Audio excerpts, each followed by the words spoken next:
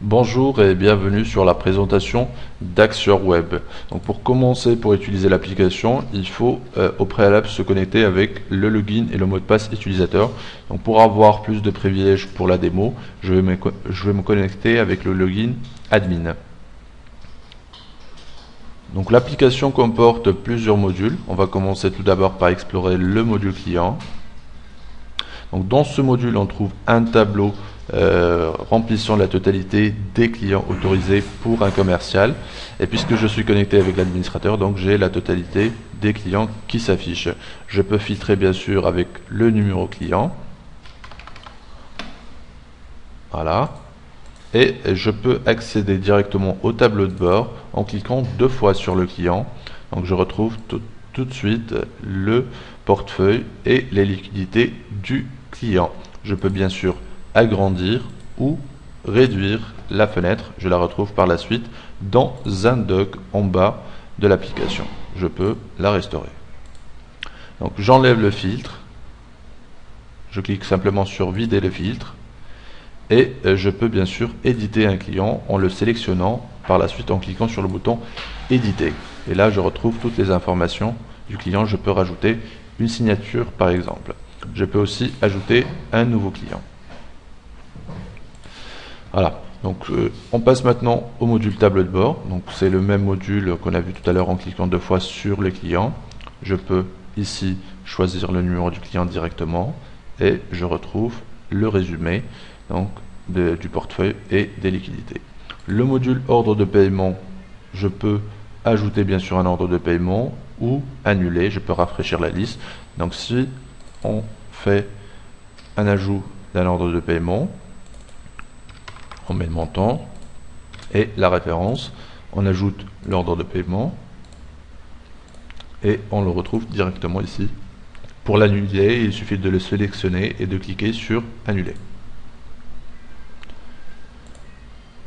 Par la suite, on passe sur le module liquidité. Dans ce module, on retrouve les lignes, bien sûr, des liquidités des clients. Et donc, on peut filtrer soit par numéro de liquidité ou par numéro client.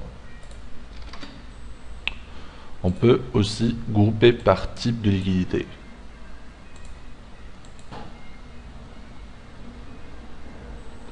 Donc, pour ajouter une liquidité, il suffit de cliquer sur le bouton plus, on choisit le numéro client et par la suite l'opération, l'ordre de paiement et on valide. On peut aussi remplir les champs manuellement. On passe maintenant à l'onglet état et là on va retrouver les états disponibles et les rapports. Donc si on prend un rapport, donc on choisit un filtre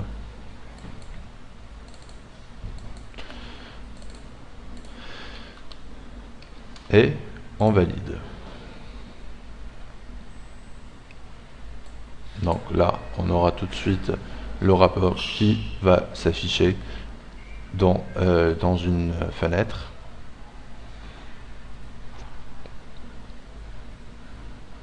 Voilà.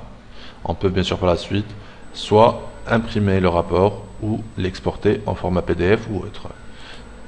On passe maintenant au module administration. Donc dans ce module, on peut ajouter un élément, un composant, un écran, un module ou même une application. Donc on a aussi l'onglet utilisateur, là où on va gérer nos utilisateurs. On peut ajouter un nouvel utilisateur.